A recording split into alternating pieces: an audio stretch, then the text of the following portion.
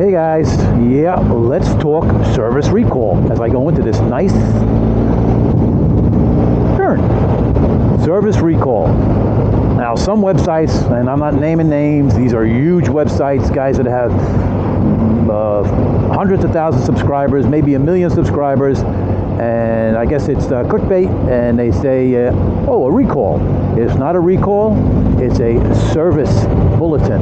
The big difference between a service bulletin and a recall. So it just kind of struck my interest, and obviously I have the bike that has this service bulletin. It's between 2014 and 2021, I think. It could be 20. And supposedly moisture could get inside your, well, let's get right to it. It's about your rear drive, and the splines for the drive shaft that go into the rear drive assembly, they can rust. And it's they if you go to the German website, and it's done in English, you can see that it's a service bulletin. It is not a catastrophic failure can happen or any, like breakdown someplace. It's just when you go in for service, you tell your service provider, the BMW dealer, saying, hey, there's a service bulletin. Could you check it out? And they have some type of test they can do to see if you even need it. And then they put this, they drill a hole in the bottom of the carrier, well, I call it a carrier. That's what we call them in the automotive, but I guess we call something different in for the motorcycle. But it's a rear drive. They drill a little hole. They put a little valve in, one-way valve, lets the moisture out, and that's it. Blah blah blah. It's done. It's not a big deal. So it struck my interest because it's been out for a couple of weeks, and you know me, I'm always kind of defending the bike. Not to say it's a perfect bike, but for me, it's been pretty good. And so here I watching videos and saying, well, I told you so.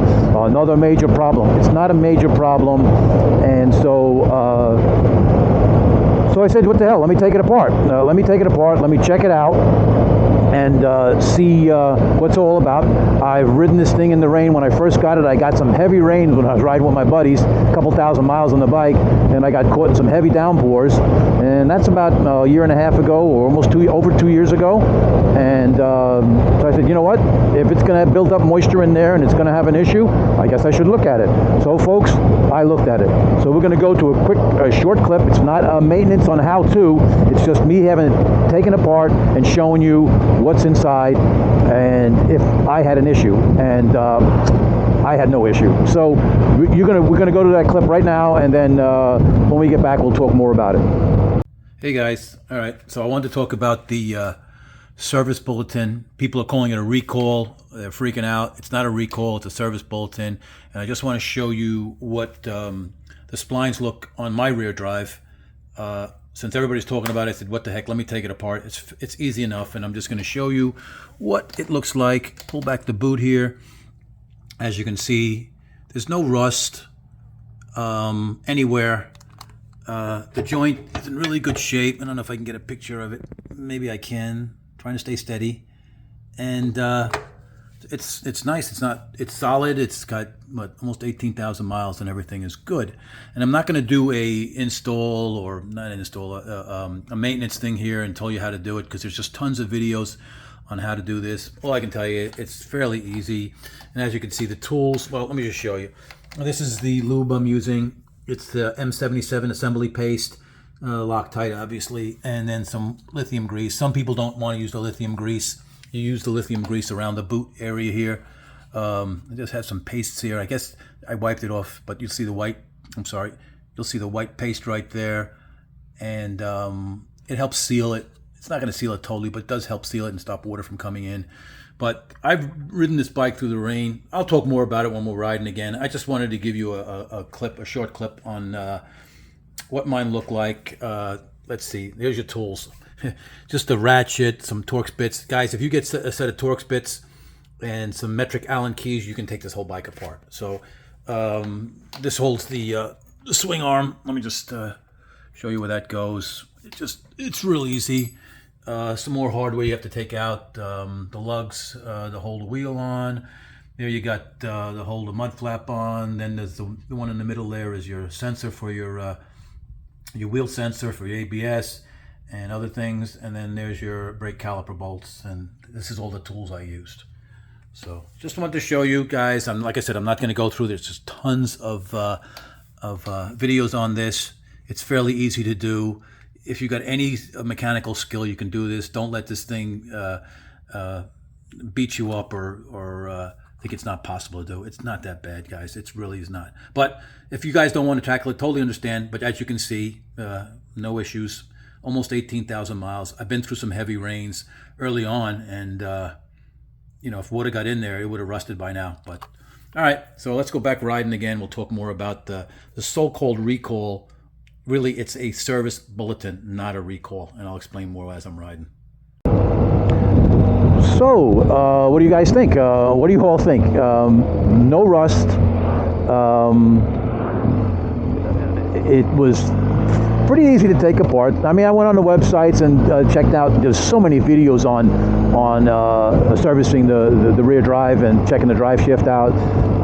And I'll be honest, I checked them out just to make sure I wasn't screwing anything up. But it was extremely simple to take apart. I guess the biggest fiddly thing, as they say in the UK, would be lining up the spline with the shaft. I mean, lining up the shaft with the spline on the rear drive. Just a piece of wire in there to hold it up, and it's really easy. Like I said, it's not a how-to video, so there's tons of them out there. You guys can check them out. But there was no issues whatsoever. The boot can be a little fiddly to take off. Just make careful you don't rip it. Just kind of pry it out, maybe with a little screwdriver or something like that, and it'll come right off. And that's it. And it was clean, super clean. It had some paste on it from the factory, and I wasn't sure what this paste was from the factory. I was able to get the lube from I think it was a Honda M77. I think BMW sells it, but Honda, supposedly they don't make it. It was like a something 60 lube, and they don't make it anymore. But Honda makes the lube. Is called M77. So I purchased that, some Loctite and some lithium grease, which some guys say, well, you should use some other stuff. When I don't know what the name of the stuff was. It seals better, but the lithium grease is fine. That's what I put on it. But getting back to everything and how I did it, you've seen the video what I did, but. It's not an issue, and it's a service recall. And I guess these sites have to make money, and these sites are bigger and bigger than I'll ever be. But I think it's almost disingenuous to post a thing as a recall, just so it's just to get some more hits, and I tend not to go to those sites much anymore.